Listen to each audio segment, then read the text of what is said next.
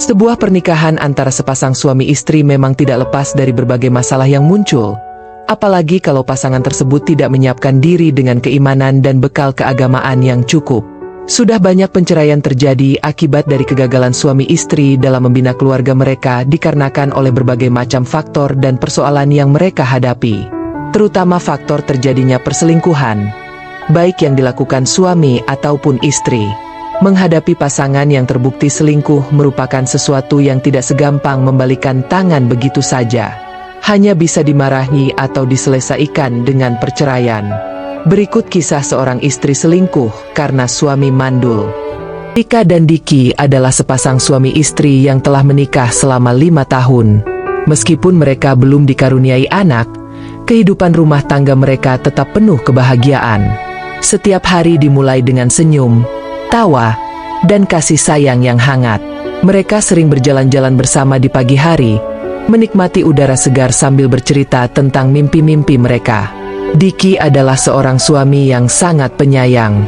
Ia selalu memastikan bahwa Tika merasa dicintai dan dihargai.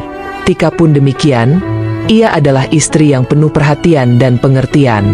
Ketika teman-teman atau kerabat menanyakan tentang kapan mereka akan memiliki anak, mereka hanya tersenyum dan menjawab dengan tenang, "Tuhan punya rencana terbaik untuk kita." Bagi mereka, kebahagiaan bukan hanya diukur dari kehadiran anak, melainkan dari cinta dan pengertian yang mereka bangun satu sama lain. Mereka saling mendukung dalam setiap langkah kehidupan, baik dalam suka maupun duka. Tika, yang bekerja sebagai guru, selalu bangga memiliki suami seperti Diki yang penuh kesabaran dan pengertian. Suatu malam, setelah makan malam romantis di rumah, Tika berkata kepada Diki, "Aku bahagia meskipun kita belum punya anak, karena yang terpenting, kita selalu bersama." Diki memegang tangan Tika dengan lembut dan tersenyum. "Aku juga, Tika. Mungkin suatu hari nanti, kita akan diberi kesempatan untuk menjadi orang tua. Tapi, apapun yang terjadi, kebahagiaanku adalah bersamamu." Setelah bertahun-tahun mencoba untuk memiliki anak, Tika dan Diki akhirnya memutuskan untuk memeriksakan diri ke dokter. Mereka ingin mengetahui apakah ada masalah medis yang menjadi penyebab mengapa mereka belum juga dikaruniai anak. Dengan hati yang penuh harap, keduanya berangkat ke rumah sakit. Sepanjang perjalanan, Tika meremas tangan Diki erat-erat, mencoba menenangkan dirinya. Setelah serangkaian tes dan konsultasi, hasilnya pun keluar. Dokter memanggil mereka masuk ke ruangannya dengan ekspresi serius. Diki, dengan penuh percaya diri, bertanya, "Bagaimana, Dok? Apa ada yang salah?" Dokter menarik napas panjang sebelum menjelaskan, "Setelah memeriksa semua hasil tes, saya harus menyampaikan bahwa kondisi ini bukan disebabkan oleh masalah dari pihak Tika. Maaf, Diki, hasil tes menunjukkan bahwa Anda mengalami kondisi yang membuat Anda tidak bisa memiliki keturunan secara alami." Berita itu seperti petir di siang bolong bagi mereka berdua. Diki terdiam, menunduk, berusaha mencerna kenyataan tersebut. Sementara itu, Tika hanya bisa terpaku, mencoba menahan air mata yang mulai menggenang di matanya. Sepanjang perjalanan pulang, suasana terasa begitu hening. Tidak ada kata yang terucap, hanya keheningan yang menyelimuti mereka. Hari demi hari berlalu, Tika mulai merasakan keputusasaan yang semakin mendalam. Ia mencintai Diki, tapi di dalam hatinya ada kekosongan yang terus tumbuh. Harapan untuk menjadi seorang ibu perlahan-lahan memudar, dan perasaan itu semakin menyiksa dirinya. Suatu malam, ketika Diki tertidur, Tika menangis dalam diam.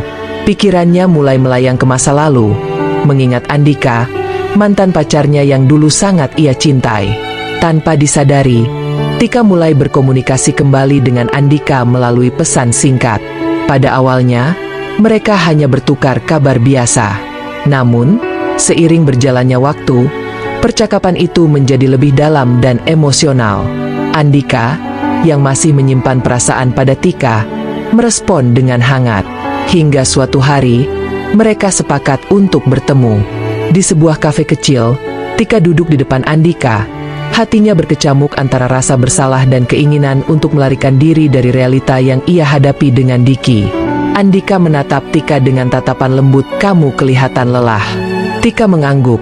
Lalu tanpa bisa menahan diri, ia mulai bercerita tentang masalah rumah tangganya, tentang kemandulan Diki, dan betapa hancurnya ia merasa tidak bisa menjadi seorang ibu. Andika mendengarkan dengan penuh perhatian, dan ketika Tika selesai bercerita, ia meraih tangan Tika. "Kalau kamu butuh seseorang untuk mendukungmu, aku ada di sini," kata Andika. Pertemuan itu tidak berhenti di situ. Tika, yang rapuh dan putus asa, akhirnya terjerumus ke dalam hubungan terlarang dengan Andika. Setiap kali mereka bertemu, Tika semakin jauh dari Diki, baik secara emosional maupun fisik. Diki, yang tidak tahu apa-apa, tetap setia dan penuh cinta, berusaha membuat Tika bahagia meskipun mereka tidak bisa memiliki anak. Setelah dari kafe, mereka memutuskan untuk pergi ke hotel, dan sesampainya di dalam kamar, Andika memuji Tika. "Kamu masih cantik aja, Tika. Malah lebih montok nih badannya," kata Andika sambil tangan kirinya menelusuri lekuk tubuh Tika dari pundak, pinggang sampai pantatnya.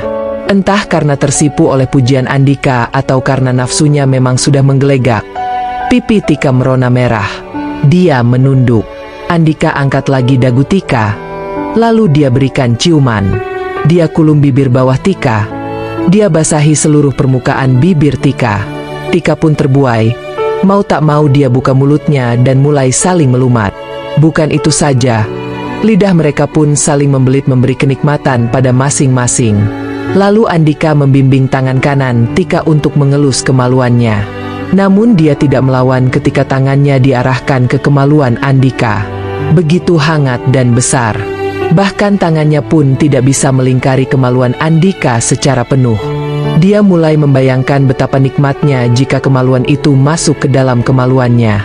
Tika sudah kehilangan akal sehat. Wanita yang setia itu benar-benar ingin merasakan nikmatnya kemaluan Andika. Merasa tidak ada perlawanan, Andika mulai berani bertindak lebih jauh. Dia meremas dada Tika. Dada yang membuat Andika tertarik pada Tika. Ya, dada Tikalah yang menjadi alasan mengapa dulu dia mengagumi Tika. Gumpalan gunung yang begitu menonjol setiap dia melihat Tika. Tika melenguh nikmat merasakan remasan Andika. Andika semakin berani. Dia buka kancing baju Tika satu persatu, sampai terbuka dan munculan bra berwarna hitam, sangat kontras dengan kulit Tika yang putih mulus. Tidak menunggu lama, dia angkat bra tersebut ke atas. Muncullah dua gumpalan yang dia idamkan selama ini. Gunung kembar yang menjadi teman dia masturbasi bahkan setelah Andika menikah. Dia emut puting Tika yang sebelah kanan, sambil dia mainkan juga puting sebelah kiri dengan tangan kanannya. Tangannya berkolaborasi dengan lidahnya untuk memberikan kenikmatan tiada tara bagi Tika. Mata Tika terpejam kenikmatan. Keringat mulai keluar dari pori-pori tubuhnya. Tika memeluk kepala Andika untuk tidak berhenti memuaskannya. Andika seolah-olah mendapatkan apa yang benar-benar selama ini dia inginkan. Tidak hentinya dia menghisap, memainkan, dan menggigit-gigit kecil dada Tika, sampai menimbulkan bekas-bekas cupangan di permukaan dada Tika.